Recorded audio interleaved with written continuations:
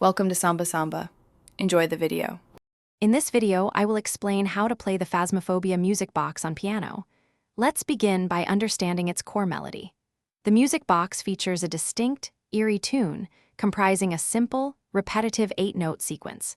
To start, focus on mastering the first 4 notes. This initial phrase is crucial for establishing the recognizable and haunting essence of the music box's sound. We will build upon this foundation to play the full melody. Now, let's identify the specific notes. The melody predominantly utilizes notes from the C minor scale, giving it that melancholic feel. The very first note is commonly an A sharp, which can also be thought of as a B flat. For that authentic, haunting atmosphere, begin playing this sequence in a lower octave on your piano. This choice of octave significantly contributes to the music box's signature eerie sound. With the initial notes in hand, let's tackle the full 8-note sequence.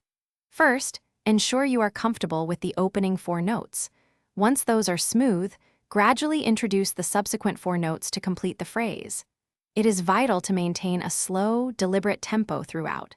This measured pace is key to capturing the music box's unsettling and drawn-out quality, making it sound truly authentic.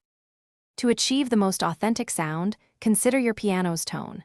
If possible, select a setting that mimics a music box or a toy piano. When playing, use a light, detached touch for each note, almost as if plucking strings. Finally, repeat the entire 8-note melody several times. This repetition creates the characteristic looping effect, truly bringing the Phasmophobia music box to life on your piano. Thanks for watching. Consider subscribing if we helped you.